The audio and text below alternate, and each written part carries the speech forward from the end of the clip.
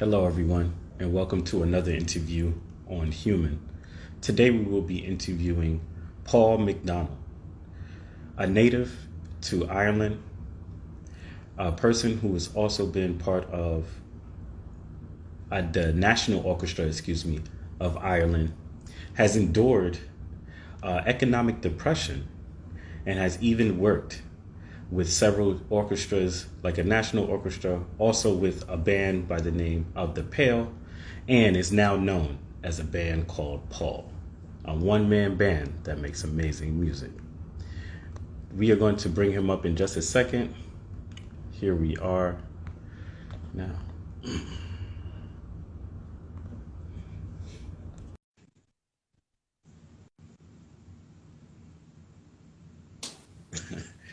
Hey, Paul. What's going on? How you doing? And good evening. Good evening from the. Whoa! Yeah, I didn't realize I had to be in issues, portrait mode for this, so my phone just keeps falling over. You'll have to bear with me. I had it set up for landscape, but Instagram isn't liking landscape mode here much. Okay. I pray it's not going to fall over. I also see out of the corner of my eye that my dog is scratching on the door to get in. So if you bear with me just one moment, sorry. No problem. Of course, he's going to want to get out at some stage again. Okay, there we go. So good evening. Yeah, it's a bright and sunny day in Dublin here. It's the evening time here, of course. It's early afternoon your time, yeah. Okay, early afternoon my time. What time is it in particular? Because right now it's 7 p.m. here. Okay, it is now 2 p.m. here, so that's a 5-hour difference. For those who will be watching, it'll be great to educate them on that. You did come on Campfire Sessions before. Yes. Rocked it. Amazing time having you on Campfire Sessions. Really enjoyed it. And that time you were on. What time was it when you were on? Because I know it was definitely past your bedtime. Crazy late. You were cruel on me that time. It went on until like 1 a.m., 1:30 a.m. my time. Ooh, which is what, around 10 o'clock my time? I was just tripping off, ranting about stuff. I had no idea. My filter had totally gone at that point. I was like, la, la, la, whatever, you know? No, but you did bring up some really stark points that I would actually like to revisit during this interview, if we can. I did design a whole different set of questions for you today, obviously separate from the Campfire Session, that are exquisite, to you, or exclusive just to you. Yeah. And so let us continue. Let us kick it off. Please introduce yourself to the audience today, Paul. Hello, everyone. My name is Paul Mclaughlin. I am, dare I say, I'm 52 years old. I am a native of Dublin, was born here in 1970. I'm the youngest of 4 siblings, one now deceased, and I have 2 teenage boys. Happily married 24 years, 25 this year, actually. Sorry, I'm getting notifications here. There we go. No problem. And yeah, I've seen a lot. I've done a lot. I crave, or at least I thrive on variety. When things start to get repetitious for me, or when I feel that things are getting a bit boring, I'm out of here. And I like to kind of skip from one thing to another. Whether that's prudent or not, I'm not quite sure. Only time will tell. It keeps me entertained, at least. But it also has consequences in terms of stability and things like that. That's me and you face the same. Balance, you know.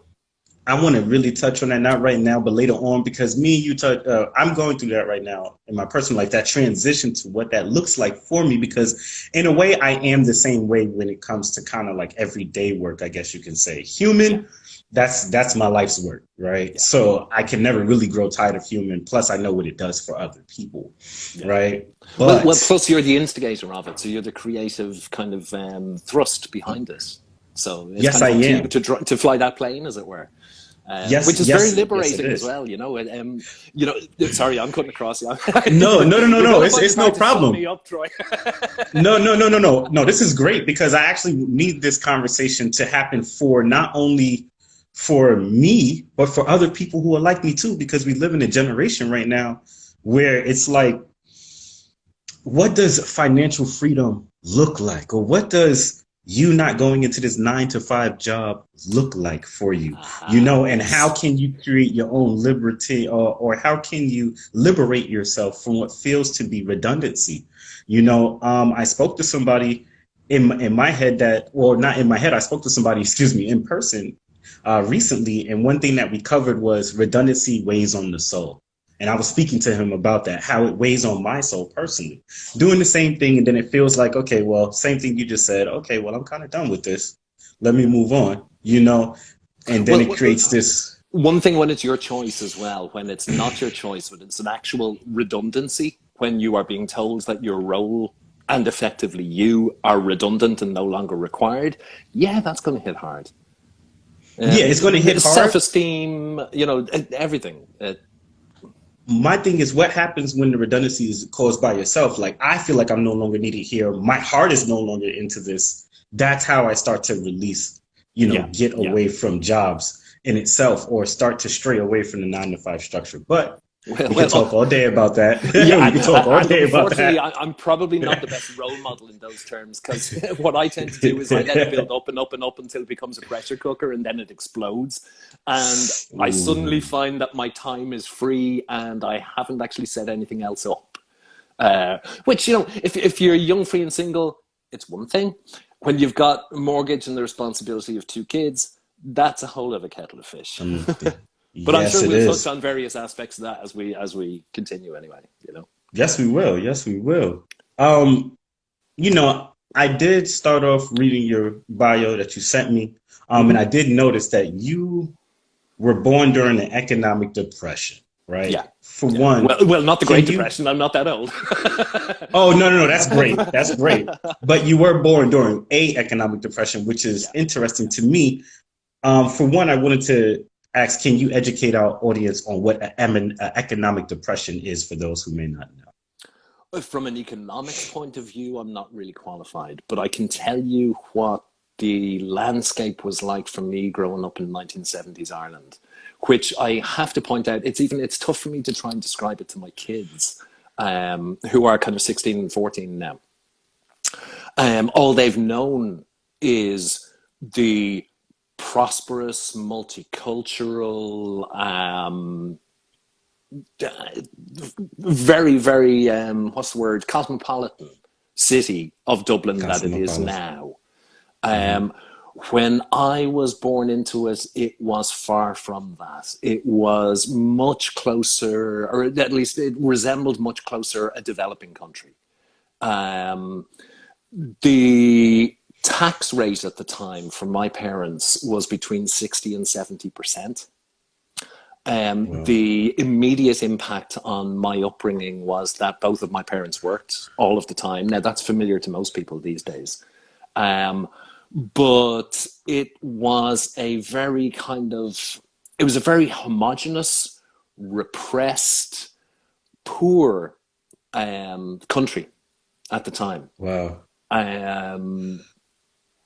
Emigration was a key factor. Basically, if you wanted to achieve anything in life, it was a given that you had to leave the country, either to the UK or, as you well know, many went to the States, including one of my brothers in the 1990s. Wow. This was prior to the as I say, the prosperity, for lack of repeating, or for fear of repeating myself, the prosperity that came over the course of the 1990s and into the early noughties with full membership of the EU, and the money that was injected into our economy over that time, to the point where now, due to corporate tax breaks, etc., Dublin, Ireland, should I say, in fairness, is the European headquarters for all of the big tech companies. So they've all come here. They all spend their money here. We have the huge data centers. We are the hub. No kidding ourselves. It's simply because we had a very low corporation tax rate. So it made sense for all those companies to set up in Ireland. But now, post-Brexit, we also have the addition of being the only native English-speaking country within the EU. So we've got a kind of power is probably the wrong word, but we have a thriving economy like we certainly didn't experience in the 1970s. We now have immigration as opposed to emigration only really kicked in here in the 1990s. And suddenly we've got a very vibrant multicultural society here, and it's fantastic. But when I was Wow. growing up, it was completely homogenous. There was boarded up streets, shops everywhere. It was like, I wouldn't go as far. Well, there were ghettos, but I wouldn't go as far as to say the entire city was a ghetto. But it was grim. It was very depressing. With hindsight, looking back, now at the time, you only know what you know. When you don't experience anything different, that is simply normality, and that Right. was my normal growing up. But one of the big takeaways I had from the fact that my parents, fairly much with the heavy taxation, etc., in order to keep myself and my three siblings kind of comfortable, they both had to work all the time. And obviously there is a payoff there where you are materially comfortable, but dare I say, emotionally attention starved, where you don't actually Ooh. get the full on attention of your parents, and it's something I kind of felt very much growing up, more into my adult life, and something I very consciously did not want to repeat with my kids. So I now, myself and my wife, have organized a situation where she was the main caregiver of our two kids in their younger years. But both being boys, when they were reaching their teen years, we kind of swapped over, where I was Okay. the breadwinner, she was the caregiver, and we fairly much swapped over. Now, it's not 100% one way or another. It's kind of a bit 50-50. I do freelance work. I'm a stay-at-home dad. I'm the guy who cooks them dinner. I've just literally cooked them dinner, actually. Um, and it's brilliant. It's fantastic. I love hanging out with my kids. They know me, which is something that Mm. I never felt I really did with my own late dad, for example. I have conversations with my kids that my dad and myself would never have had. I Because have another question for you. sure. Oh, no, go ahead. Go ahead. Sorry for cutting you off. Oh, no, I was just going to say we never had that Mhm. environment or familiarity to be that open and close with one another. Mm. Must point Mm. out, just as a little flavor, a little spice to throw into the mix as well, 1970s, 80s, and early 90s Ireland was heavily Catholic influenced. I wanted Where, to speak on that because I read yeah, that in your bio, and I just want to pause you for a second. How did the Catholic Church play into the economic depression at that time? That's very interesting. I don't know that. Well, there was a certain amount of the Catholic ethos is actually was enshrined into our constitution, which Mm. led to a lot of oppression, especially for women, in the 70s, Wow. 80s. Anything to do with family planning prior to conception or post conception termination was forget it.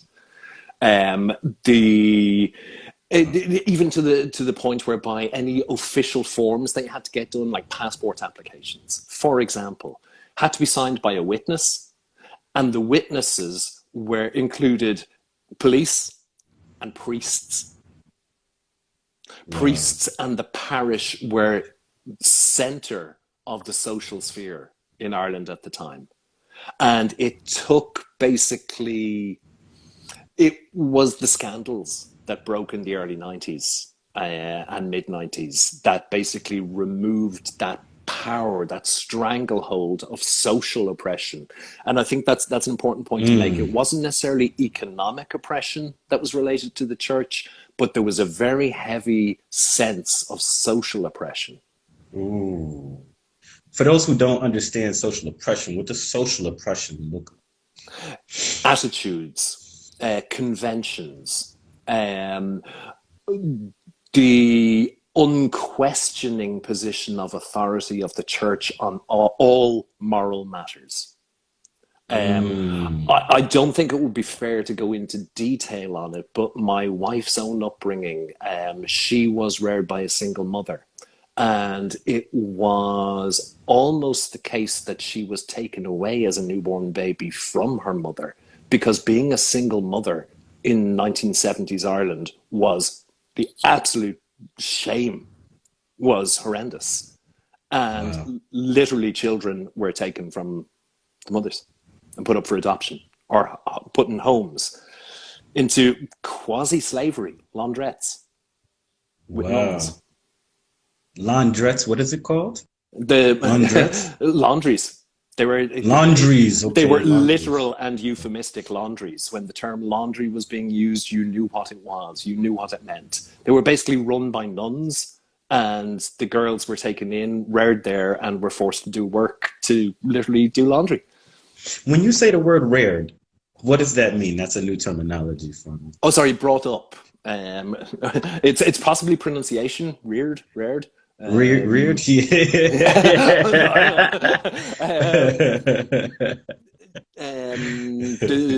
The person who is your biggest influence, the person who guides you through your formative years, would be the Okay. person who rears you.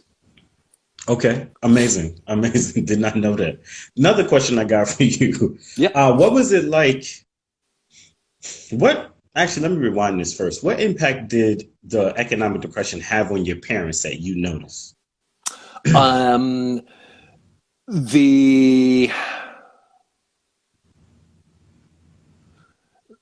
in real terms, as I was saying earlier, the fact that they were or they felt they were compelled to work nonstop in order to provide for us.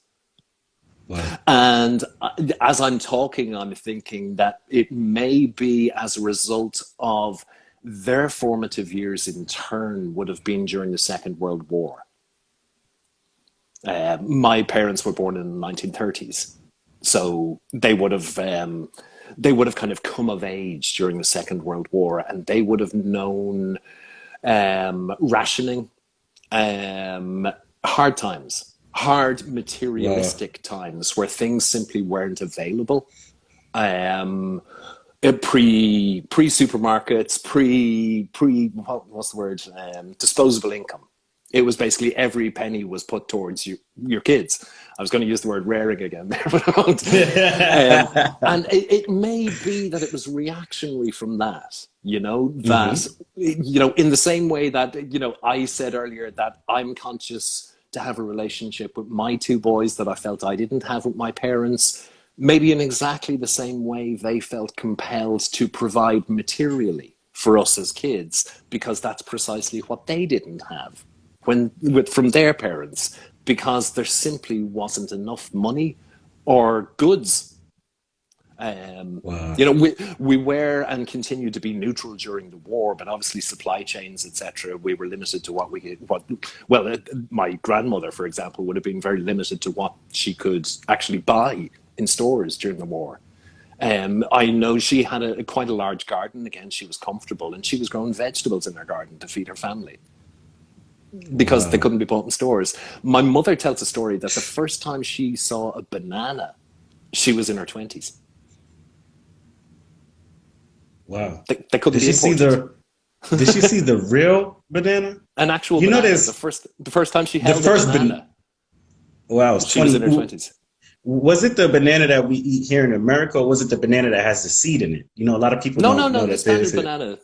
The standard I banana? think, Okay. is it plantains or something like that have the seed in it? Plantains. I'm No, no, saying, no. No, the here's a original banana has the well, seed in it. here's a, the infant Original. banana. Here's a Yeah, little the tangent for you. infant. My wife and myself, we honeymooned in Madagascar, of all places. We went backpacking in Madagascar. And in Madagascar, they have over 30 words for banana. Wow. Do you remember at least two or three of them off the top of your No, head? no, not at all. Well, plantain is what we would call a banana. But they see so many varieties of banana, be it shape, color, texture, whatever, that they actually have 30 Right. different words for it. Wow. Sorry, little tangent. There's a little. No, no, ain't no problem. It's a random fact that I did not know before. Moving forward, though, I wanted to stay on track and ask you,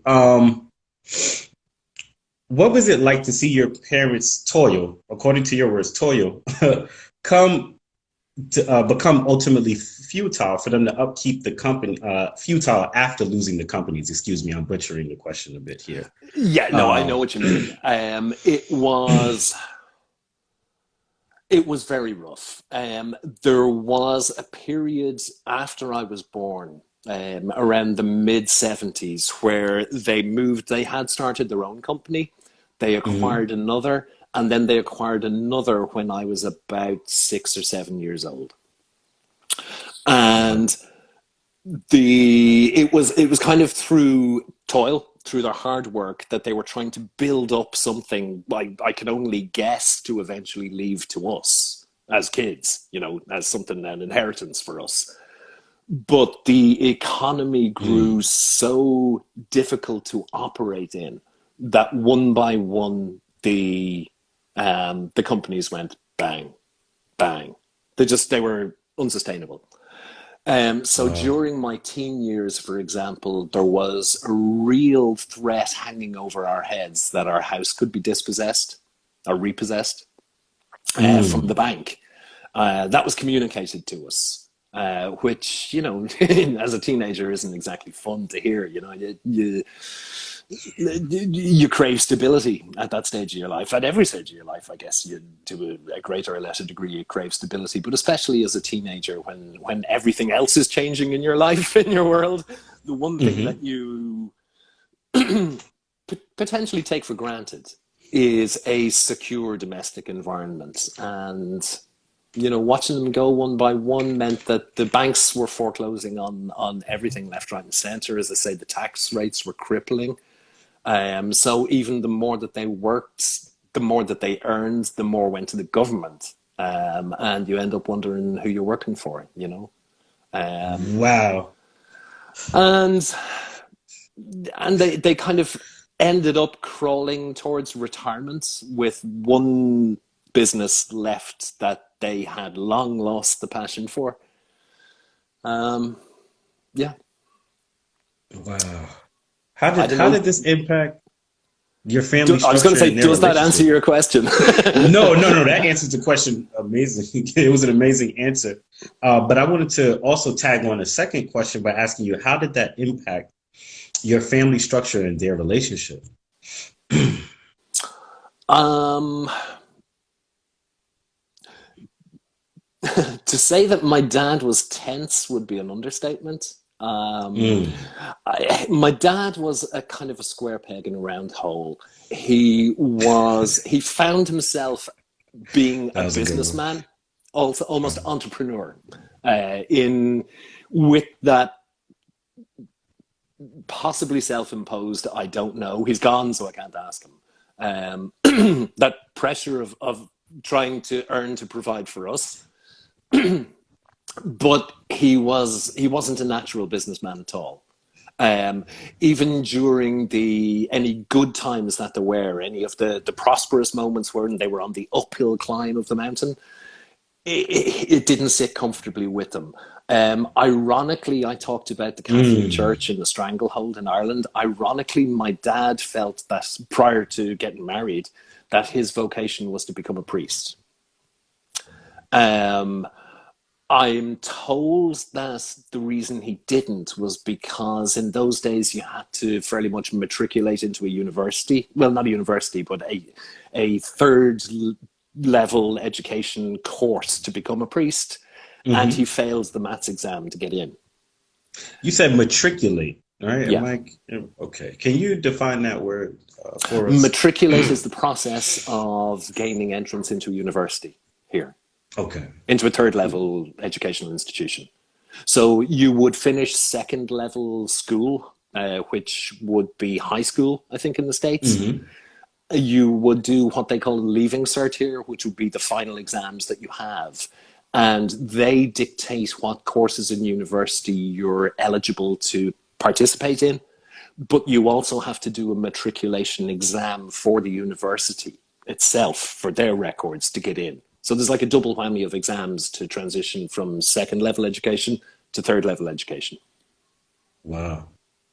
I think I left that Wow. out of my bio. I did that when I when I was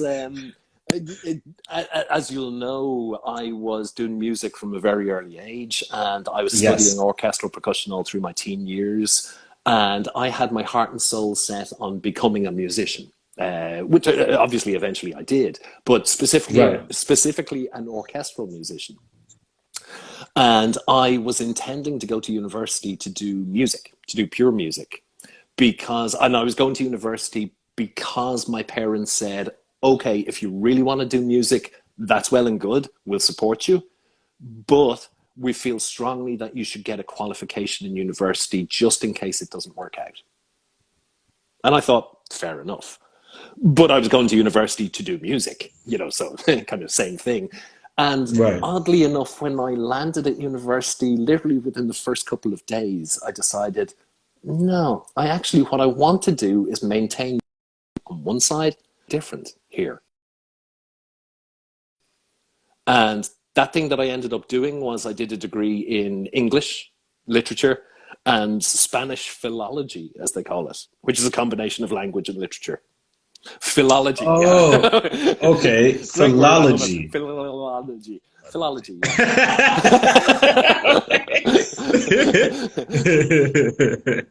Which I didn't even know what it was at the time, but I was reliably informed it's the combination of language and literature and culture.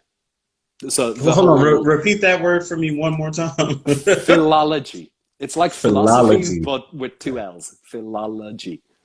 Okay. Wow. Moving forward, I got another question for you here. How does a country's transformation during an economic depression affect the citizens based on what you were able to see when you were growing up? It was grim, grey, oppressed. There was actually, now that I'm talking and think it through, there is possibly an identifiable psyche in the Irish.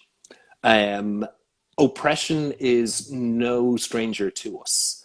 As you know, we were invaded many centuries ago, by the British. And we were a colony of Britain for over 600 years. It was only in the 1920s that we established independence. And part of the deal for independence was that 6 counties, basically the way the English used to expand their empire at the time, was that they would do what they call plantations. So they would send British people over to live, to basically take land, set roots, live, start families, and start to become part of society in order to change it from within. Right.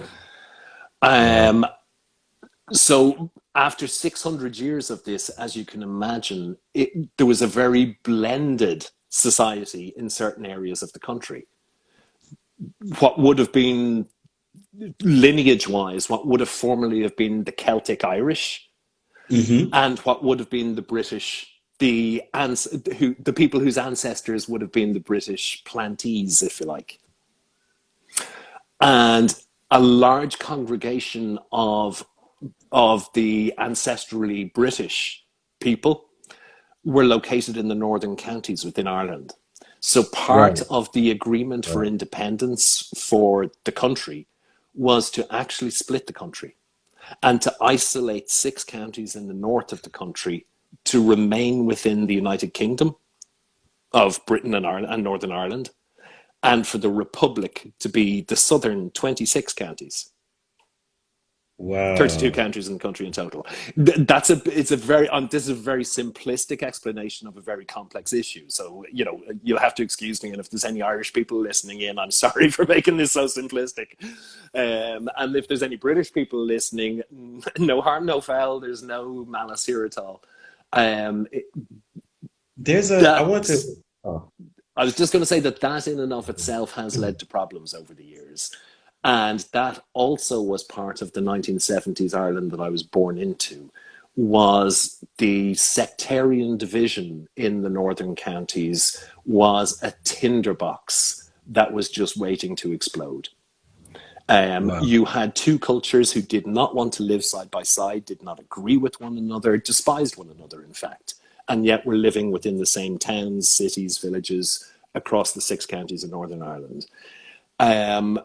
I'm sure most viewers, listeners will be aware of what they used to euphemistically term the Troubles in Northern Ireland, which was basically terrorist violence that was going on until the US-led, actually, Good Friday Agreement that came into being, was ratified or whatever, in the mid-90s. That was basically a ceasefire, a truce, to try to bring peace into the country so that we could all live together.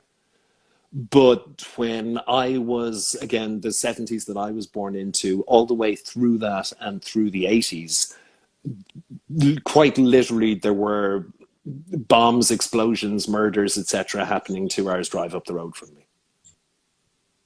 Even when I was touring with the band in the early 90s, we obviously had to play gigs in Belfast, which is the capital city of Northern Ireland. So we'd go from Dublin to Belfast, and there was a hard border. Literally, there was a border. Now, even still, you travel to Belfast from Dublin. It's 2 hours up the road. There's no physical border anymore, but it's different. It's a different currency for a start. We use the euro. In Northern Ireland, they use sterling, the British currency. Wow. Things to the public telephone boxes were a different color. Post boxes were a different color. Street signs were different. It was just different. It was a slice of Britain sitting in Ireland. And as I say, the freedom of movement north to south, which is currently a contentious issue because of Brexit, but it was basically war when I was growing up. I remember in the, again, possibly early 90s, excuse me, I was playing with one of the orchestras, I can't remember which, it must have been the Concert Orchestra, and we were doing a gig in the Opera House in Belfast, which was directly across the road from the Europa Hotel, which had the reputation, correctly, of being the most bombed hotel in Europe.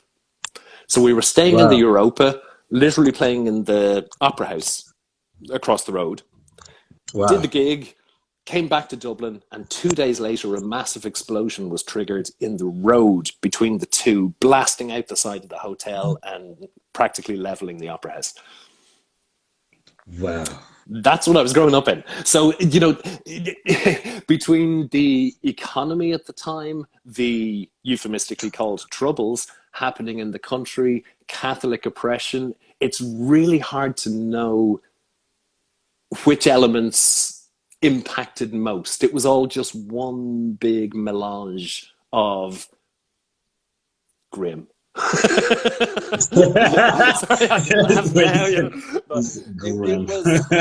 And that coupled with the mass emigration as well. Everyone you knew who wanted to achieve anything in life left the country. So you'd grow up, you'd go through school with, like my brother even, himself and his wife left. They graduated from university and left. Went to California, and they've stayed there since, and they're settled there now with the family. Wow. Most people that I was in university with left the country. Now, since we've become the more prosperous cosmopolitan European city, thriving hub that we are, a lot of people are returning. Because it's a good place to live. You know, it is fundamentally a really good place to live. Now, nice. At the time, not so much. What did going through economic depression teach you about life?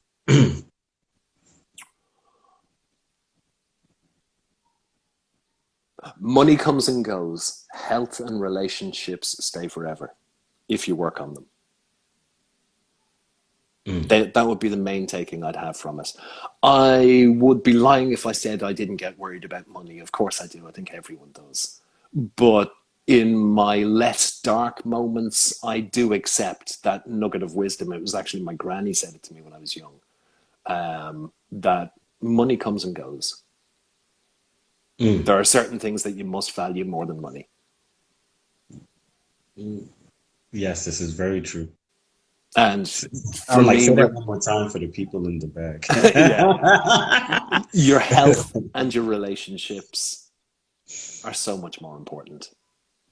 You know, I think we've seen in recent years. I don't know how much it affected the States. We had an unreal level of economic boom happened, of prosperity happened, unsustainably so, in the late 1990s and into the noughties. And it's a period that is kind of colloquially known as the Celtic Tiger, when people started to people started to earn money, have more disposable income, but also started to borrow money and become very materialistically comfortable. And as I say, it was unsustainable that there was such a high level of debt. Actually, of course, you know about it, because the global economy collapsed around 2008, 2009, Lehman's. Yes, it did. And we were no exception. It hit hard here too. Wow. Wow. Wow. And a lot of people who had invested money, who had saved in pension funds and whatever, pension funds all collapsed, and they lost the money. They lost the shirts. So money, through your own deeds or through third-party influence, money can disappear, be taken away from you, can lose value. You know, it comes and goes. Everybody needs some. You need some to live.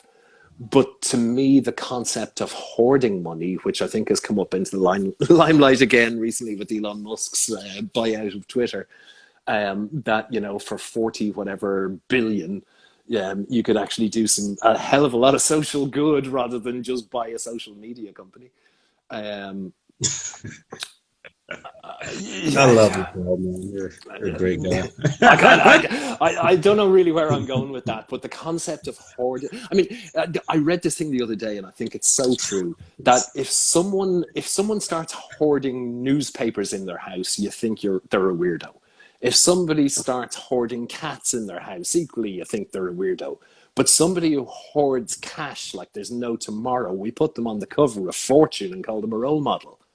What's going on with that? Like, I mean, you know, how much money can you actually? You can't take it with you, you know. I mean, it's got to come a point where it's too much, you know. And the disparity between the ultra rich and the average person has just become so heightened that you know, I believe myself, something has to give, something has to pop, some bubble is going to go bang. I hope it does anyway. I mean, I know it might be naive or innocent of me to kind of think that there, you know, a fairer share of the wealth, that it should be more evenly distributed. But the reading so frequently about the increase in poverty levels of even people who would have a decade ago considered themselves, say, middle class comfortable, but are now finding themselves just, you know, relatively hitting the poverty line. It's quite shocking. And the fact that the cost of living is increasing as well with the Russian invasion of Ukraine, etc., global supplies, the supply chain. You know, you notice even the weekly shopping in the supermarket, the groceries, it's just going up and up, just incrementally. Ouch, you know. Now, when you say when you spoke to the middle class, right, and people feeling like they're being knocked out of the middle class, which is happening, it is economically happening, it is for sure happening. But I would like to challenge that by saying that, do you also not think it's how people choose to live, though, too, that they're getting taken out of that? Because some people live with certain luxuries and they can minimize the way they live to kind of keep themselves afloat in that class, if that's... Yeah, and an issue that we have here, as I was saying a little while back, is that in terms of being a nation, an independent nation, we only achieved independence in the 1920s. We're a teenager, really, in terms of, you know, like, how long we've been in existence. And those years that were the Celtic Tiger years, where there was unparalleled boom in the economy, where people were overspending on credit terms, basically, that got people generally accustomed to a much more comfortable level of existence, material existence, than any generation before us there had been. Now, you try and take that away from people. Once you get used to that, it's very, very hard to turn your back on it. It is. To actually voluntarily say, no, I'm not going to have those creature comforts anymore. I'm going to live more like my grandmother in poverty. You know, I mean, people don't essentially, they don't usually choose that. Yeah, they don't. But currently it's being slightly foisted upon them, where the average worker wage, minimum wage, for example, is not increasing, nowhere near increasing as much as the cost of living is increasing. Yeah, it's not. Yeah, So where even when the economy tanked in 2008, 2009, most companies, most organizations had to ask for pay cuts. And the company that I was unfortunately working in at the time was no exception. And I literally went one day, I worked, it's the only time in my life I've actually worked for a company, worked for somebody else. And it was possibly the worst decision I've ever made. But at the time, it felt like the right thing to do, because my wife had become pregnant with our first son. We had our second son. We had a mortgage. It was the responsible thing to do, I thought. Yeah. But I literally went one day from being able to afford that new mortgage and childcare for 2 kids to the next day, through pay cuts, not being able to afford it. Literally, overnight. And that's it's a very uncomfortable position to be in, and you got to put in the extra slog, have to take on extra work outside office hours, etc. Yeah. Wow. I do have way more questions for you that I want to continue. Keep coming. yeah. And I try not to ramble endlessly like I do. No problem. No problem. I want to touch on everything you just spoke about too, because I do have questions for that. But I want to go ahead and say, what is one thing that people do not know about the culture of Ireland?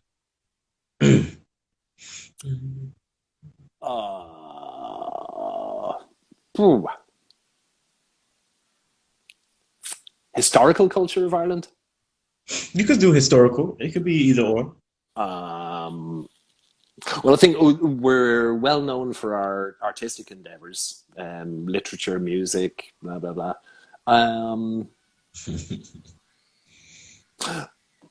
My late sister. Now, I can't remember the details of it because it was quite technical, but she was a psychologist.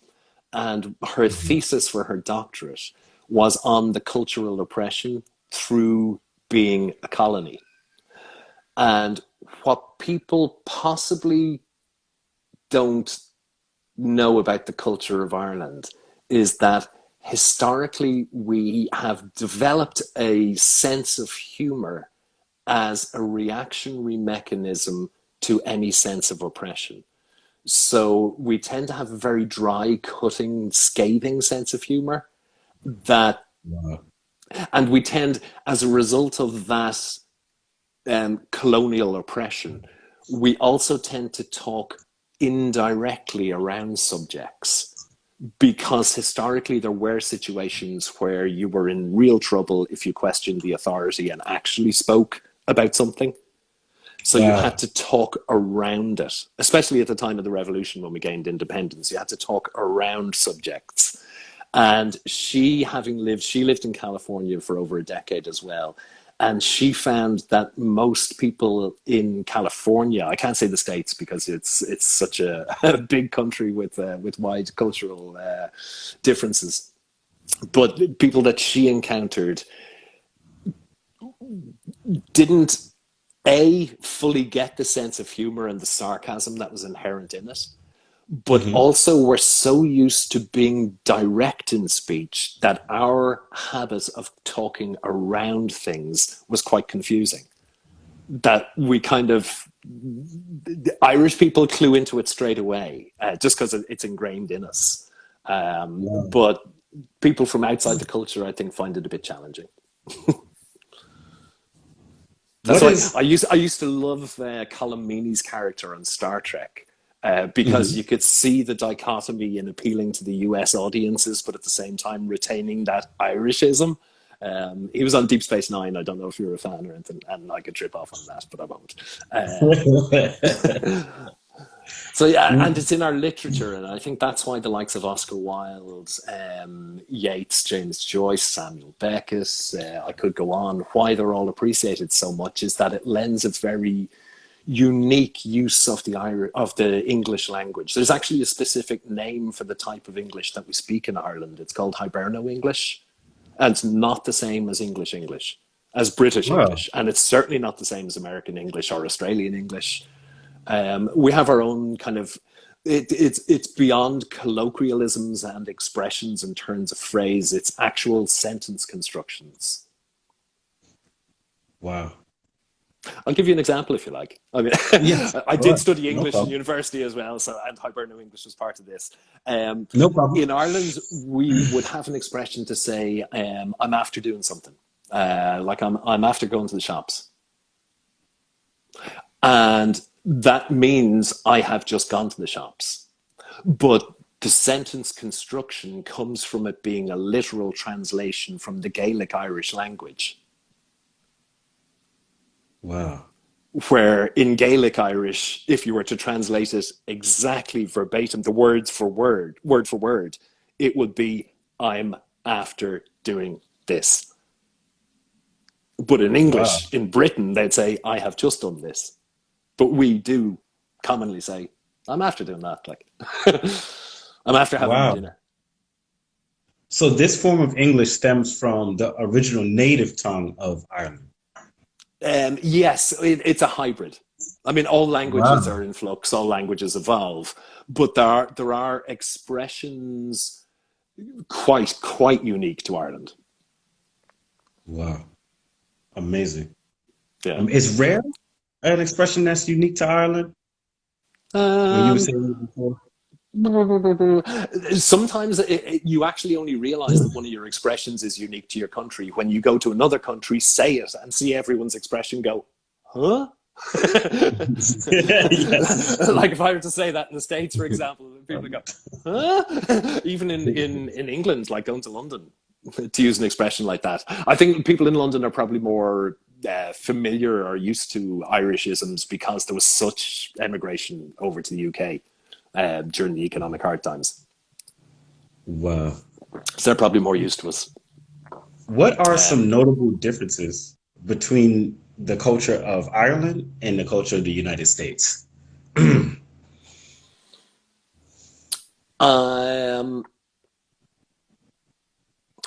One that springs to mind is in the United States, you are, what's the word? You are encouraged to be successful.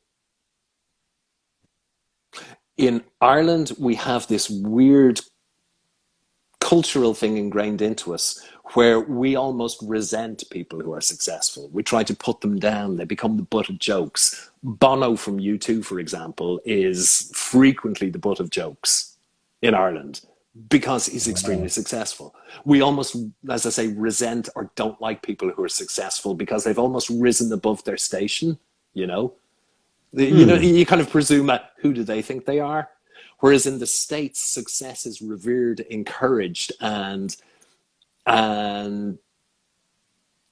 there's, I think, an attitude in the States where if you fail, just fail harder, try again, pick yourself up. You know, that you're only a real success if you've failed plenty of times to get there.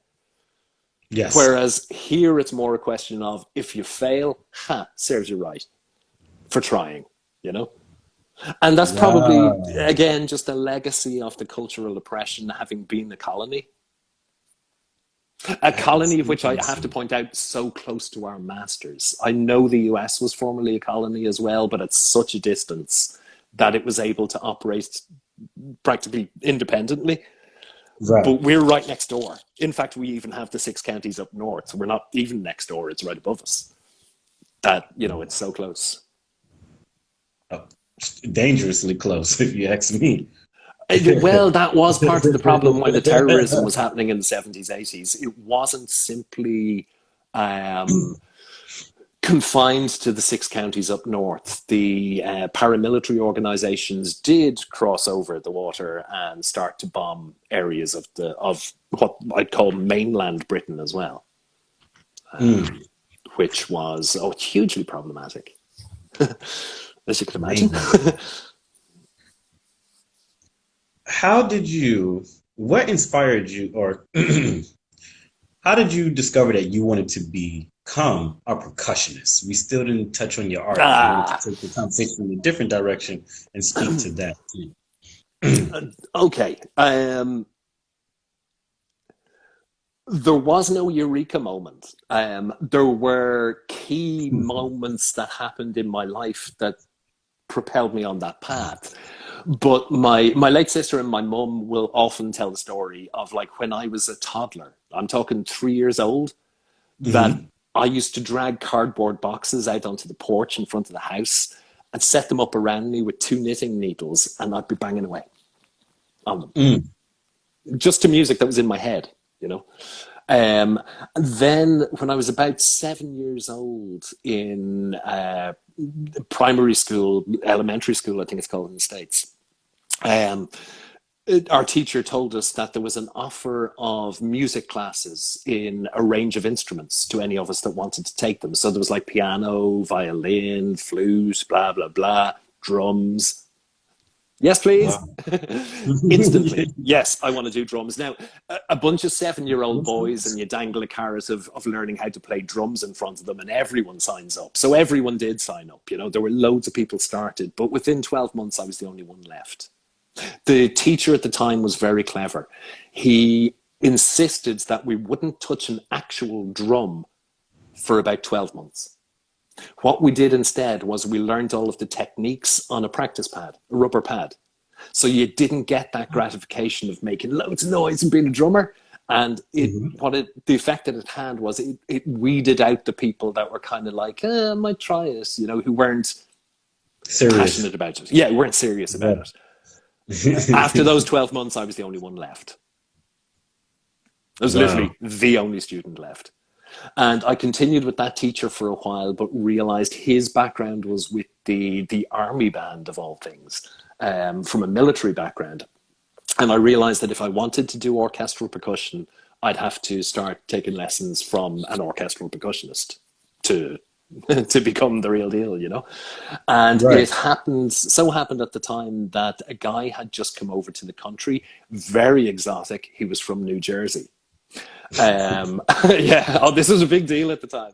And I started to take lessons with him, and I was with Richard for probably 8 years more. And it was Richard that encouraged me to start participating in like wind bands, youth orchestras. And when I was playing with the National Youth Orchestra here, the tutor that we had on one of the courses was the principal percussionist from the National Symphony Orchestra. And after one of the sessions, he kind of said to me, look, every so often there were 4 people who were permanently in the symphony orchestra percussion section. But every so often they play pieces that are written for like 7 percussionists, or, you know, 6, 7, 8, more even. Right. And what they do for that is they get in kind of what they call deputies. And it's literally you come on board to expand the section for that one gig. So it's kind of casual work, if you like. Right. And he said, would you be interested in being on the roster for that? And I was like, oh, hell yeah.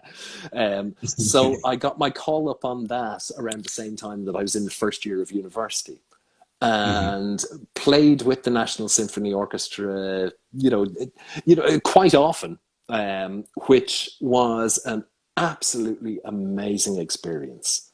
I wanted to ask you one question before you continue. Sure. What are the principles for the National Symphony Orchestra? I did read that in your bio that, you know, during the time that you worked with the guy Richard, that he taught you the principles. Principal is the head of the section. Okay. Principles is the head of the section. Not principles as in ideologies. It's principles as in, like the principal of a school. So he's the head of a section.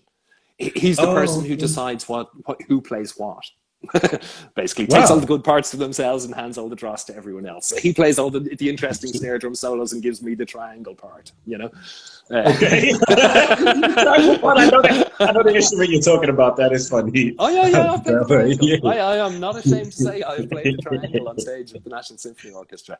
But to anyone who's been to a symphony concert, to any kind of any classical music aficionados, imagine what it's like being on stage in the middle of that sound, not in the auditorium listening to it where it's being projected out, but you're right sitting in the middle of that fat sound. Now, the National Symphony Orchestra at the time, probably still, I haven't played with them for a long time, was 120 people.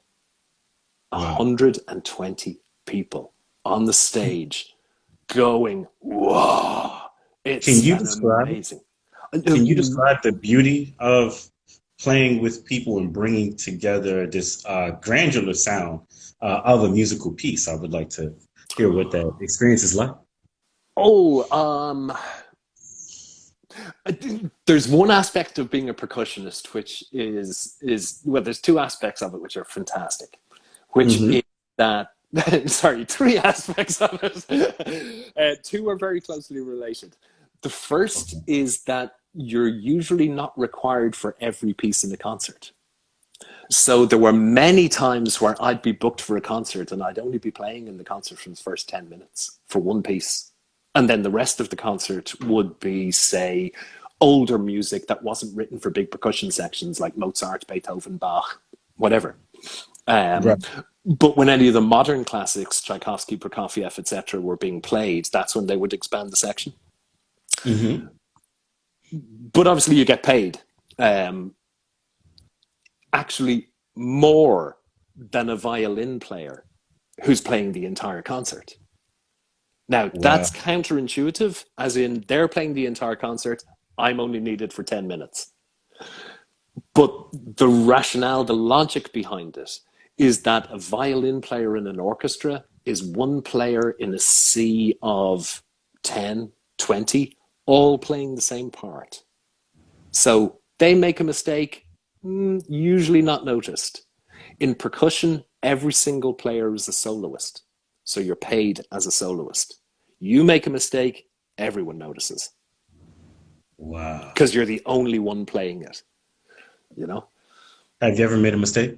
Oh, absolutely, yeah. So the second bit that I was going to say is, the second part of being a percussionist is that you don't play very much, usually. Not always, but there's a lot of bars, rests to count. Now, percussionists do have these kind of signaling methods worked out to one another that you usually, the very first rehearsal, you count all of your bars, your 1,000 bars rest. But you tend to write into your part then, say, if there's a brass entry at a specific part, you'll note that. So you'll note where key moments happen so that you don't have to count those 1,000 bars again. You just have to listen out for that key moment. And then you know that you're in 8 bars after that. But that does give you the facility to actually be able to sit back, relax, and enjoy the rehearsals, what's going on. And as I say, that's when you appreciate the sound of the band around you is just awesome. It's just so fat and beaty. It's amazing. Nice. Can you tell us a little bit about your experience in a rock band? You did go on to partake in a rock band called The Pale. I just really wanted to expand on that. Well, a bit of background. I was playing with the National Symphony Orchestra for a few years on and off as a casual worker. And then I started to get calls from the other professional orchestra. So they're related, but they have two different sets of repertoire. The symphony orchestra is very symphonic repertoire, your standard classics.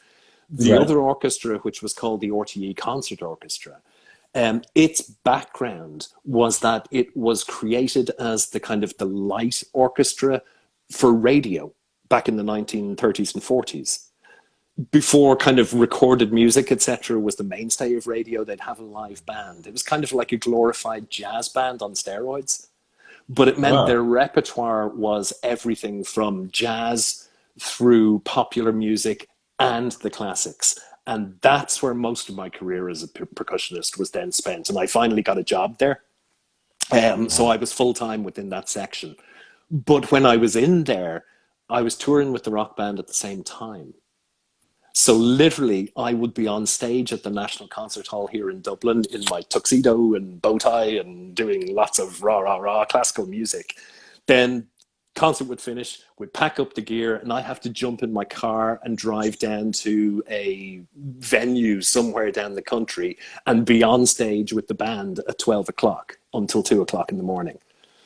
Wow. And then pack the gear after that, travel back to Dublin, arrive at, say, 6 o'clock in the morning, sleep, start again at 10 o'clock in the morning with rehearsals with the orchestra the next day. And that went on for ages, for years. Wow. But what was it like being in a rock band? It was everything you'd think it was like. I joined them at a point. Yeah. Wow. Continue. Some stories shall remain in Rome, as they say, when in Rome. What happens in Vegas, eh? Yeah, what happens in Vegas. Wow. It was, how would I do? Basically, the band had been in existence prior to my joining, and they had become quite popular both here and in the UK, but they had a drum machine. And they'd arrived at a point where they felt the drum machine just wasn't cutting it anymore, and they wanted to make a bigger impact live. So that's when I got the call. And I joined them at a point where they already had success. They already had an audience. So I was able to bypass the grueling hard work of trying to build the band into something. They were already there, and I slotted into place. So it was great fun. Absolutely brilliant. I remember once the crowd got so frenzied at an on-street gig that they had to drive an ambulance up to the side of the stage, put us into the back. It was like Beatlemania. Put us into the back of the ambulance and drive off, hearing all these people thump on the side of the ambulance as we were driving away. There was another time we played, one of the best gigs we ever played was in Rome in Italy. And we were being driven from the hotel to the venue. And quite literally, this was at nighttime, we were driving past the Colosseum, all lit up in its finery. And the guy had the radio on, and our single at the time came on the radio. So here we are driving in Rome at the Colosseum, all lit up with our song being played on the radio. And it was like, I have arrived. This is amazing. Wow. It was great fun. It was brilliant. Wow. Now, all things must pass. It fell apart. Yeah. As things do, the rise and fall of things obviously is prominent in life. We all go through our ups and downs. So what was the downside of that time that kind of led to the band breaking apart? A few things happened. The band were originally with A&M Records, which was the same record label as the Police. It was founded by Herb Alpert. I don't know if anyone remembers Herb Alpert and the Tijuana Brass, the original Casino Royale trumpet player. And as was the fashion at the time, basically all bands that were signed to the major labels in the UK, especially Irish bands, probably covered bands in the UK, you were expected to be, it was almost like corporations continuously upping their profit margins for stakeholders. You were expected to be more successful with each successive release. So your second single had to do better than the first single, your third single had to do better than the second single, and so on and so on. And it arrived at the point where the single that we didn't do as well as the previous single. And the record label dropped us like that. Literally gone. You're out of here. So the band went independent, releasing their own material. But because of the economics of that, in order to be self-sustaining, we were put out on the road, playing hundreds of concerts a year just to keep the money coming in. And we were saying to the manager at the time, listen, we want to take a break and we want to record something. But the manager said, sorry, not enough money, you have to keep playing the gigs. Now, it came to pass that there were some, shall I say, financial improprieties that happened while we were on the road where the money was going. Wow. And it just became such a grind to be out there working every night, running in circles to stand still. That you can only do that for so long, you know. And having been dropped with no major marketing budget, we weren't breaking into any new markets. We weren't getting any bigger. We were staying the same. And it was also at the time, this was kind of the mid-90s, where there was the rise of DJ culture, Clubland.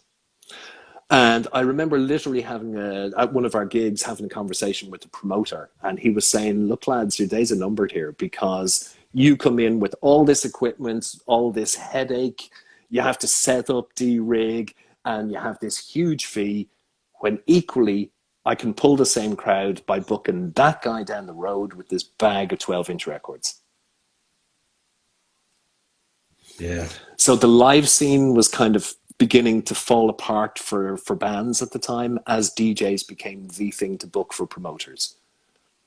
And again, you give the punters what they want. Punters got used to club DJ, celebrity DJ stuff over bands. Bands at a certain level of success, not the big ones. The big ones would always be successful touring, but at a certain level of kind of mid-range success, it was dying a death. So it all fell apart. It just economically, every which way, it wasn't worth doing anymore. It was taking so much energy, effort, just as I say, to keep running in circles to stand still. Wow. When you, ooh, wow. After you left the orchestra and you just told me the story of how the band ended, Yeah. you went on to put together a media production company. I did. So how did that come about? I mean, you were already a percussionist, but then to expand from one art form to then take on multiple is yeah, that's definitely something. Well, the idea was fantastic. It was basically myself, my wife, an old school friend of mine who had just come back from the States, and a friend of ours who worked in public relations. And the idea was to form a production company that would facilitate me making music, my wife designing jewelry and fashion, which was her thing at the time, my old school friend being a video producer, and having the PR guy as kind of the business head, the sane head amongst our creative insanity. Now, what came to pass over the years was that you start a company, you have to make money. End of. Really. Especially as soon as you start taking on employees, it becomes a responsibility. So you have to keep the money coming in, which means that you need to establish a client base, which means that you have to pander to what clients want rather than what it is that you want, which means that you do end up doing things that you don't want to do. And the kind of all for one and one for allness that we set up with was kind of tested. The relationships were really tested over time as we began to find ourselves increasingly doing things that we didn't originally sign up for. This wasn't the original vision. This is us just trying to make money to survive and to pay our employees their wages, etc.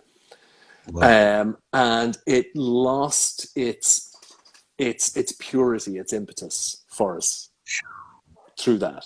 Now, at the same time, this was I worked building that with the others for 6 years. My wife stayed on longer, but that after 6 years, that was the point at which we started a family and took on a mortgage. And I just had one of those times in my life where I basically gave up every vice that I'd managed to accumulate. I started to go swimming and running every day, being uber healthy, in order to make what was going to be the biggest decision of my life to date.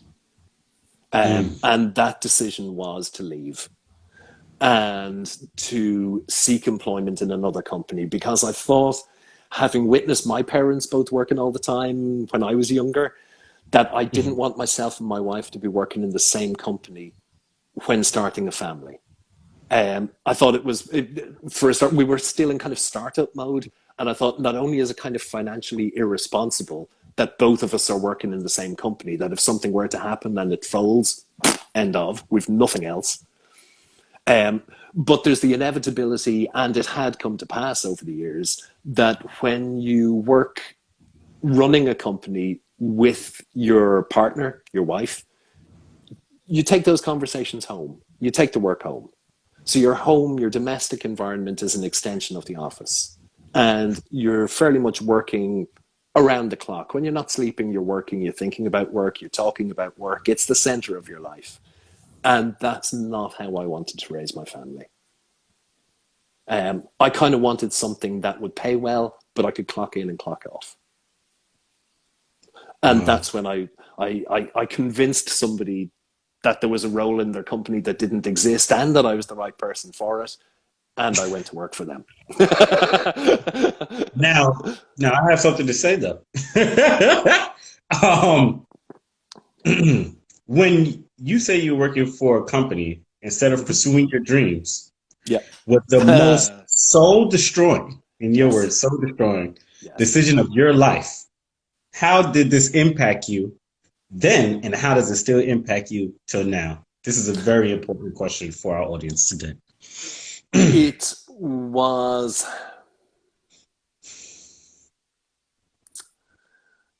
for my soul. It was death by 1,000 paper cuts. It was a slow, grinding, crushing of my spirit. Very incrementally and over years. But I came to the realization that I was denying myself my true nature. Basically, what it was. Yeah, I was denying myself my true nature. And what happened was that I found myself relaying to my kids, find what you're passionate about in life and pursue that. The rest will fall into place. And here I was doing the exact opposite of that. I was working for somebody I'll admit I didn't particularly want to work for, doing work that I didn't particularly want to do, and denying my true nature as a creative. I was making no music at that point in my life. And music is the food. Making music, the creative process, is the food for my soul. I needed it back. You know, Paul, I just wanted to share something with you. I go through that fight now. Yeah. You know? Yeah, I just left a job. I just left a secure job because, for one, I wanted to make myself uncomfortable again. Yeah. I felt like I was getting too comfortable with working a 9-to-5 job. And also that fear is in me, of becoming it's not mundane. That's not the proper word I'm looking for. Regretting. I think regret is a good word. Yes. I think that I'll grow older with regrets. And you are actually, like, you know, in this case, a living example of what my fear is growing old with the regret that I didn't put my all into my creative endeavors. And even when I was working a 9-to-5 job, just that kind of concern that lingers over you, like, wow, is this what I'm going to be doing for the rest of my life? If it is what I'm going to be doing for the rest of my life, can I live with that? Yeah. You know, can I actually live with that? Or will I grow old with the resentment that I did not try to push forward my creative endeavors? It's pretty Troy, crazy. Very same questions I was asking myself. And do I regret packing that in? No, not in the slightest.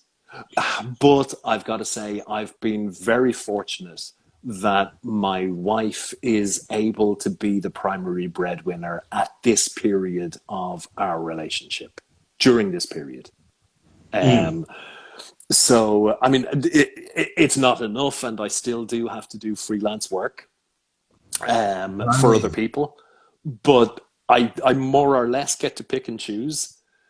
And I've I hope that I've managed through this process to also instill in my kids. There's another part of this that I'll get to in a minute about that balance between being materially comfortable and being spiritually, fundamentally satisfied, being true to yourself. I don't know that anyone can, well, I don't know that I haven't found that balance in a sustained fashion. Some days are better than others. I don't always get what I want. I do sometimes have to take on jobs that I don't want to do in order to pay the bills still. But it's the best balance to date that I have found. Wow. In the way myself and my wife are operating at the minute, she maybe is responsible for 70% of the income in the house. Now I'd say 70%, and I'm responsible for 30. But neither of us are at 100. So both of us have time that we can spend with the kids, and we can nurture our family unit and try to instill that the lessons we've learned through the decisions that we've made in life, like that one. Like when I say to my kids, find your passion, pursue it, and the rest will fall into place. I am now a living example to them of that. You also live an example to me that it's never too late. No, To learn absolutely not. lessons and to pursue what you want in life. That's how you are a band called Paul. Yeah, you know? yeah. And that it's, you know, those decisions do not come without their consequences, and we do have to deny ourselves certain things. A case in point, sometimes I feel for my kids, because when we were starting the family, and this was at the boom time, we really stretched our finances and bought a very, very modest house, but in quite an affluent and good area. Where we live is gorgeous. It's a fishing village on the outskirts of Dublin on a peninsula, looking out to sea rather than back at the city. Wow. But within this village, within this peninsula, it's also quite well known for being very affluent. And where the kids were going to school, their classmates, you know, were rich as hell, is the only way I can put it. So trying to explain to the kids that, you know, like all of the financial effort went into getting them this environment to grow up in, but not enough really to be able to compete with the Joneses, as they say, and give them the material luxuries that they're witnessing some of their friends have, because there's a never-ending supply of cash with some of their friends because of where we are. That's a tough one. It is a tough one. But they're good guys. They get it, you know. But you know, as they get older, especially in the teen years where they are now, it's challenging for them to be, you know, sometimes the ones who don't have the cash, who don't have the latest greatest phones, who don't have the this, that, and the other. But at the end of the day, they know that they have a stable family environment to come back to, and that they're loved, and that, you know, I cherish them, and I know them. I will think nothing of stopping work, grabbing a football, soccer, and going out to an AstroTurf pitch and kicking a ball about with them. Love it. Wow. That's beautiful, what you just said. It is. And I like the way you set up your life. Well, You have something just enough time to spend. what you said earlier, regrets, no regrets. The worst thing I can imagine is to look back and say, why didn't I?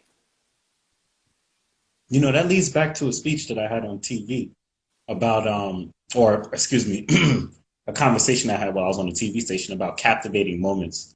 That helps not living with regrets. And that's what you do. You have made enough time within your schedule to captivate those moments that will not only bring you joy, but that your kids will remember as they grow, that they can later use on in life, you know? Yeah. Just looking back at the foundation of family. I talked to a young lady in France, and at first she didn't understand why her mother was disciplining her the way she did compared to how her friends were living. But as she got older, she started to see, like, even though her friends were well off, they were missing certain characteristics and manners that you're supposed to have when you grow up. in a certain household. So it was very interesting to see what instilling great moments, instilling great virtues and great values do for children as they grow. Yeah. So, Even oh, having that relationship with the children. right. As I was saying, it just pulled it full circle to something we were talking about earlier when I was growing up and my parents were working all the time and didn't have a relationship with them. The money comes and goes. Our money came, we were comfortable, and then it went. But it was all at the expense of having close personal relationships with the parents. And we can Right. never get that back. So in essence, we've lost out on the money. There was no legacy, no inheritance because it all disappeared, dissolved, evaporated, whatever, through the economy. And we didn't end up with a decent relationship with our parents either, you know? Isn't that crazy? I think that's mind-boggling what you just said. Like, I'm going to go ahead and rewind that. So they went out, they sought out to build a legacy for you, and at the same exact time, uh, in terms of time spent in both areas, unfortunately, they fell short. And so you try to establish a legacy, and you could kind of lose that, in a process, because all it takes, especially in this digital age, is a click of a button for Well, all that money especially to go. a legacy, the foundation of which is money, is a Wow. problem. I personally view as a problem simply because money comes and goes, either through your own choices, deeds, or through a third party circumstance over which you've no control. Do you believe there's a way to balance? Like the balance between establishing a legacy through monetary gain and at the same time have a healthy life with your family in terms of communicating and spending time? Um, a balance. I don't strive for a balance because I consider the second part to be paramount. The interpersonal relationship with my kids, leaving that legacy is far, far, far, infinitely more important to me than having a sack of cash that I can leave them so they're materially comfortable after I'm gone. With the correct, not correct, but with the influence or example that I'd like to leave with them and the encouragement for them to follow their passions, etc., the material monetary side of things is up to them. They'll find their own way. Again, the money will come and go. What's more important is finding yourself, being true to yourself, and the choices you make as a result. To me. I have another question for you. What is the most important thing you've taught your children about life thus far? What I've just said. Yeah, I figured so. I figured so. So we can move past that question. That's fine. How have you and your wife endured tough times together? What does that look like? um, Especially when it comes to the relationship, because I know that can sometimes weigh in on the relationship too. oh You yeah, know? yeah, and we've had to make some very tough decisions on the way, and you know it's true what they say. There's no rule book. There's no manual for raising a family. It's trial and error and making it up as you go along. You know, while trying to convey that you know everything. You know, basically you haven't got a clue. You know, the one. My wife is amazing. At the end of the day, well, no, always. Sorry, that's a kind of an expression. At the end of the day, ultimately, she is remarkably tolerant, understanding, forgiving, and she's a grafter. She didn't have anything like the material comforts that I had growing up. I kind of touched on it slightly earlier, but she lived through hard economic times.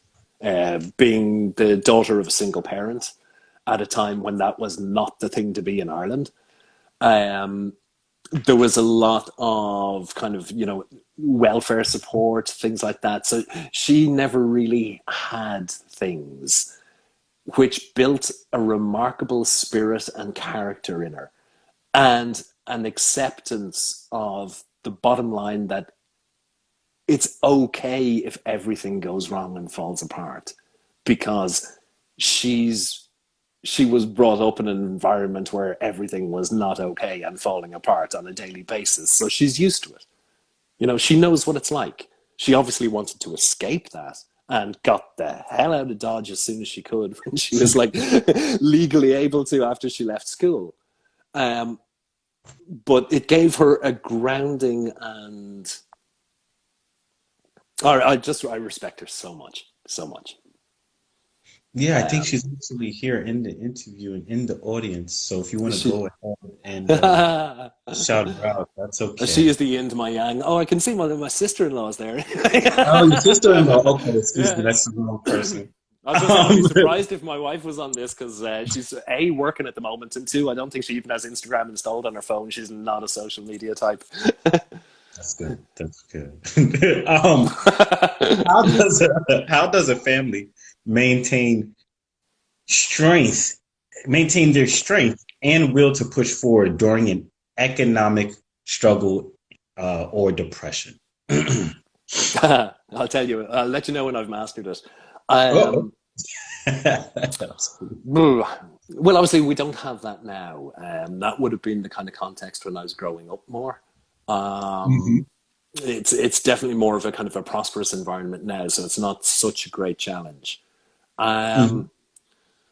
Um, ooh, I don't really know, Troy. I don't know that I'm kind of qualified. Even my experience at the time, I was so young that I didn't fully understand the implications of it. It's retrospectively that I'm kind of applying my understanding to my upbringing. Um, Totally understand. That's you know, fine. at the time, the subtleties, the nuances, the challenges. I think, as in with most parental situations, the challenges of the economic hardship, etc., of the time are shielded from you by your parents, or you simply don't understand them. That you don't have the life experience or maturity to get them. Wow. So I don't know that I could really talk about what unites a family in terms of economic hardship. I can only talk about what it was like for me growing up, and I think I've probably done enough of that already.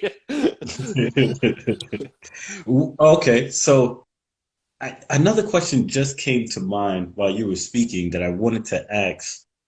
Um, oh, here we go. So we didn't touch on this, and I know I'm about to bring the interview to a close, but I wanted you to introduce a band called Paul. Oh, right, And how okay. did that come about before I get to my final questions? Okay, a band called Paul kind of formed in me at that period, the closing period of when I was working for the company, and realized that it was death by a thousand paper cuts and my soul was being crushed, and I had to make music. I literally had to go back to making it was to keep my sanity, Troy. That's actually, it's not just the soul, it's actually your mental health gets affected by it. And I found that my mental health was it was swimming a bit too much for my own liking. Into dark places that I really didn't want to go. And the nourishment for the soul for me is the creative process of making music. So almost in an inverse curve, as things were getting worse at work, I started to make more music. And I got to a point where I had an album of songs written, recorded in my own home studio. And Wow. I decided to launch it as a band called Paul. And looking back, I did it completely wrong. I threw the album out there saying, I've arrived, here's an album. And nobody cared. Without really having the maturity with that to realize that it's better probably to incrementally release some singles and build incrementally, build Right. step by step, rather than go, wham, there you go. But it was too late, the album was out. And I've learned that lesson, and I'm much more prudent and I'm trying not to use the word incremental again,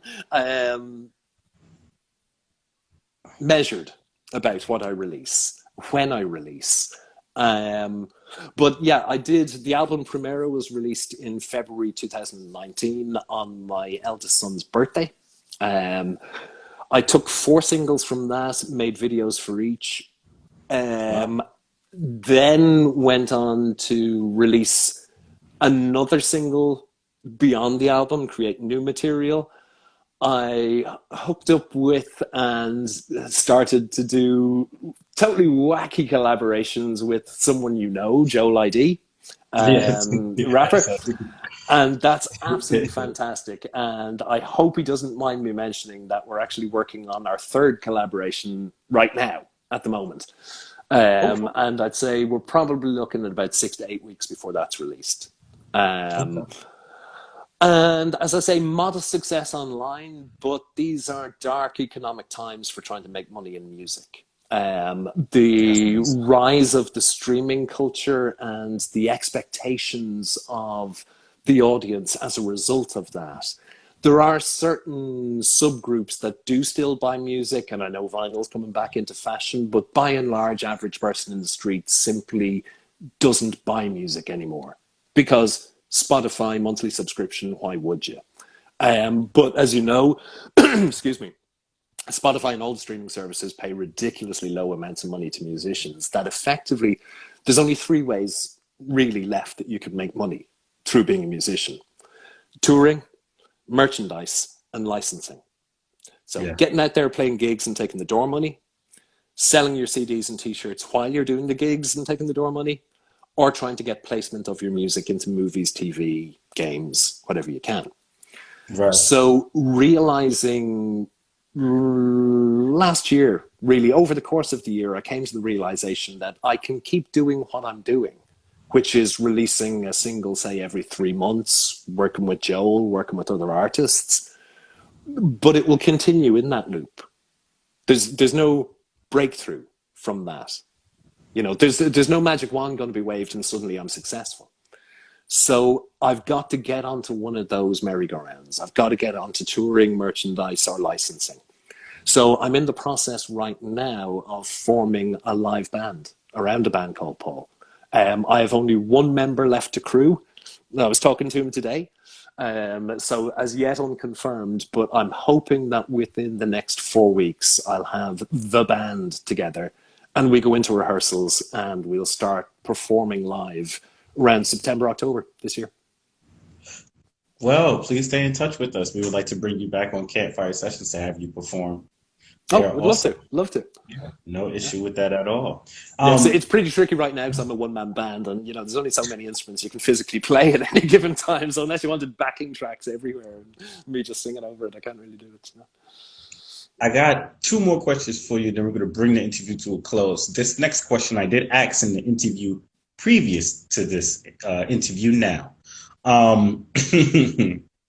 The person at the I time when I don't like asked it that was, giggle. That's a real dirty laugh you yeah, got there, Troy.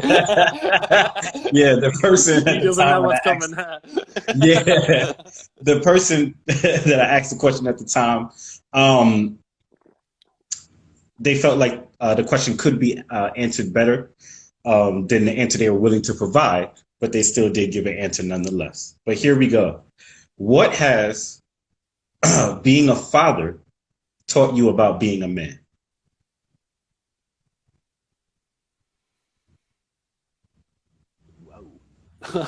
Okay, I wasn't expecting that.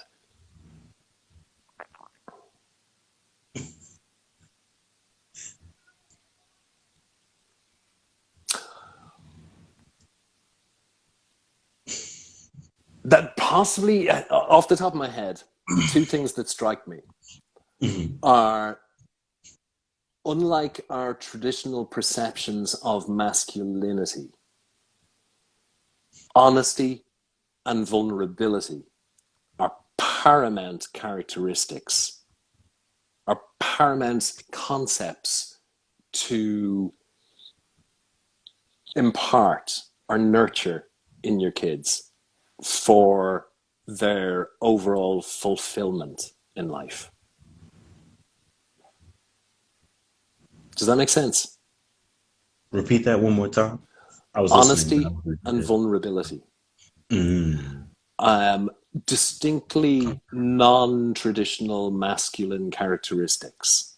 But being a father, I made a conscious choice when the kids came along that I would never, ever lie to them. And I never have. Not even a white lie like, oh, McDonald's is closed so you can't get dinner there. Nothing. I've never, ever lied to my children. And I will not. And I expect that back. And they know I expect it back.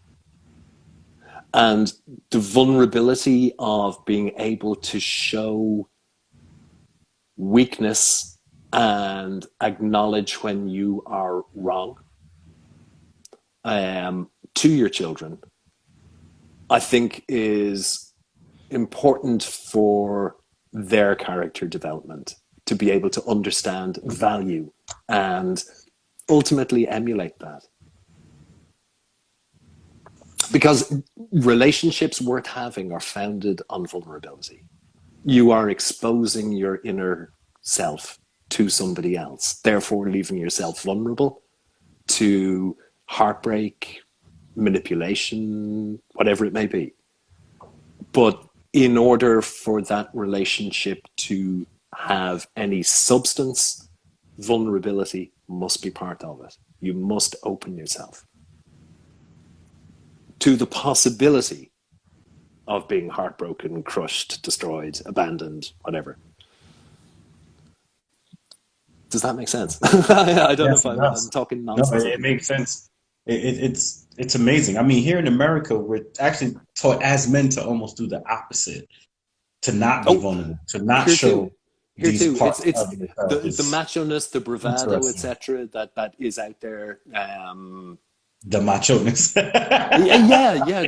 And sorry, I can't think of a better word. No, that was funny. That distinct masculinity, that, you know, the whole traditional thing, men don't cry, blah blah blah. You know, BS. You know, men do cry. Men should cry. Men should feel passionate enough about things to have things that make them cry when it's wrong. You know what? I'm gonna go ahead and just double back on this and say sometimes that's my issue in business. Now, I understand in business, you know, you're supposed to have a uniformed way of approaching the said person, but I have to know that you have a spirit inside of you, that you're not just like an empty vessel that I'm shaking hands with on the behalf of monetary gain. You know, and I recently told somebody that at a business convention, I was like, you know, people could say whatever they want to me in terms of business, but my main thing is, where is your spirit at? You know, that's very important. What is your character like? Before I go ahead and talk about how I want to make money with you, where do you stand? You know? So, and I feel like as a man, that's honest. Oh, go ahead, Paul. Sorry. No, I was just going to say that I found that in business too when I was working. It's kind of it's an understandable expectation when you're talking to a client. But what I found increasingly over time was that, you know, that kind of shields up. I'm not myself. Here's my mask. Yes. That was happening increasingly with my colleagues as well. It wasn't just the externalization with clients. It was internal. And before I knew it, my shields were up all the time. I wasn't myself. Yes. I was simply no longer myself. I had become a conformed, productive cubicle worker, you know? And we are not, that's not living, that's existing. What you're saying is speaking so many values to me in terms of even me owning human. Like, there's just sometimes this internal battle that I go through, you know, with what we're just talking about now. It's just not becoming, especially when you start to put up the facade. And I went through that at my previous job because I worked in the field of hospitality. So you always had to have this smile. You always had to treat people well, you know, but you can't really show the downside of those emotions. Some people could, some people couldn't. It was a lot of favoritism kind of going on sometimes there. But one thing that concerns me is when you're going through that type of battle, what happens internally is almost a splitation, in my opinion.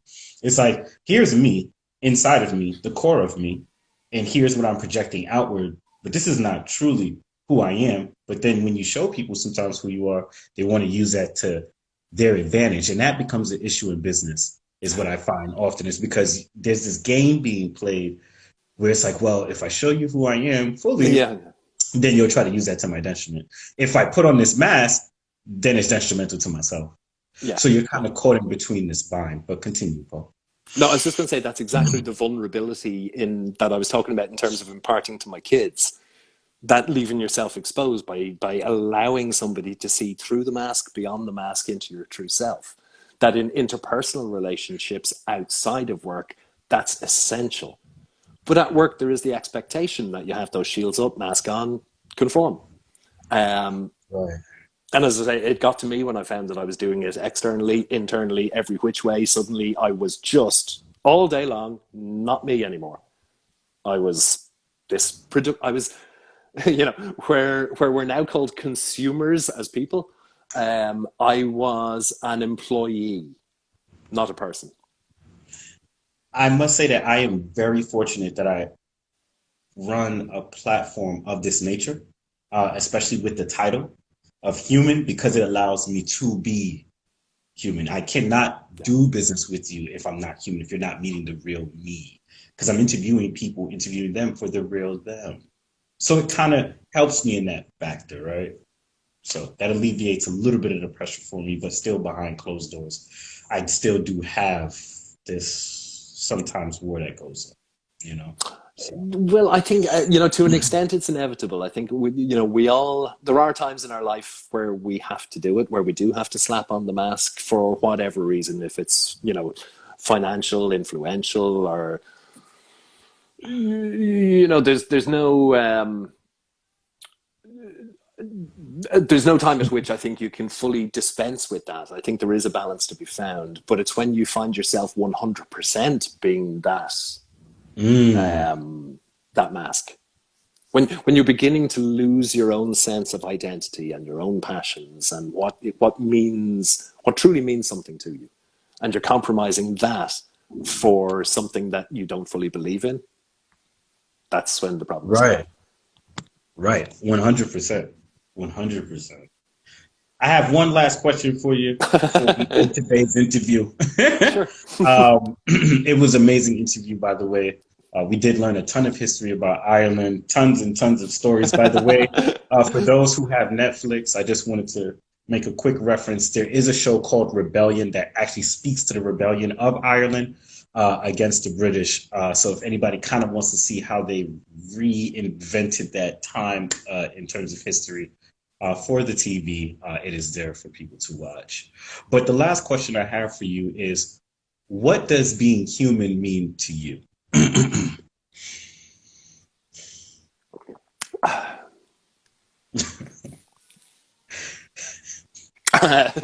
From a scientific point of view? No. Just from a living point of view, based on your experience.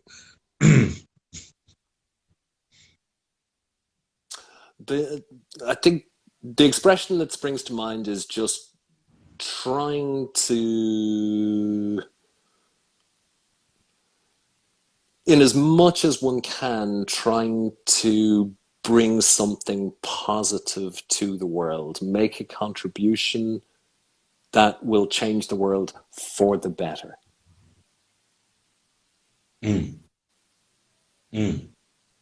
That's beautiful. Simple answer, but true. Yeah. Yeah, it's far from new. I mean, it's widely acknowledged as being, a lot of religions are formed on it. Well, a lot of religions would like to think they're formed on it as well. But yeah, that, fundamentally, regardless of how we appear, we are all the same. Every single one of us, we are all the same. We may have different genders, races, creeds, whatever, but we are biologically, mentally, all the same, all human. And yet these constructs that over time we throw up, especially a very pertinent one at the moment, is lines on a map. These These That was funny. intellectual things that we construct around ourselves to then fight about is crazy. That's an It aspect is. of human nature that I don't get. Well, it and greed. Yeah. I kind of just don't get. But the propensity to be able to fight about territories, about beliefs, religions, faiths, to kill people over them, to take the life of another human being because they come from that side of a line on a map rather than that side. It's There are crazy. some aspects of human nature that that sadden me. Maybe actually, it's unfair to say that's human nature. That is a characteristic of some humans. It's not our nature. Interesting that you just say that, in which, so interesting you say that. Programming. I'm going to have a campfire session on Right. programming itself Yeah. because it's really, really big. People don't understand how deeply we've been programmed. Yeah. And the Yeah. Yeah. reason why I say that is because some people, especially when I hear sometimes men speak about women, they're like, oh, yeah, all women are like biologically set up this way. And I'm like, I don't think that's true. I think what you're thinking is biological is actually programming. And it's so beyond our understanding of how deeply the program or how deep the programming is within us that we don't understand what the programming looks like anymore at all, Yeah. you know? Yeah. So Well, it's everything, pretty, yeah, prejudices, greed, hmm all all program, programming. all programming. It's done with a purpose. But without further ado, Paul, I wanted to bring this interview to a close, and I want to say thank you all the way from Ireland for coming on this live and just giving us a great, great, great experience. I really do No, appreciate that, Paul. thanks a million for having me on, Troy. Really enjoyed it. No, no I, problem at all. I I really enjoyed hope it it too. was interesting. No, Possibly it not was definitely entertaining. I interesting. probably waffled a bit much, but I hope it was interesting. Yeah. What's so Certainly was funny? to me. It's fine, right? Like people want to. There's a difference between being entertained and being informed, and what we hope to do here is strike a balance within the middle. All right. So I think your interview was both entertaining and informative, and it'll be fine. Right. Job Let the done. people Woo. make up their mind. Job well We'll let done. people take from it what they want. What they will. Right. Yeah, I certainly have no authority or better ideas or better anything than anyone else. But I may have different experiences, and if I can impart things from those experiences, well and good. Amazing. And also, that's what makes you human, right? It's not a Yeah, competition about between one another. It's just you came on, you gave your perspective, and that's what excuse me, and that is what this platform is about. yeah. But without further ado, thank you once again. And to everybody viewing this interview will be released in the next 24 hours. And also will be found on our website and on YouTube. Please subscribe to the YouTube channel. And further ado, people, please remember we are all human. Have a great day, Paul. Have a great day to our Thank you, Troy. audience. You too. No problem. And I will speak with everyone later. Talk Peace. soon. Bye. Talk soon. Bye.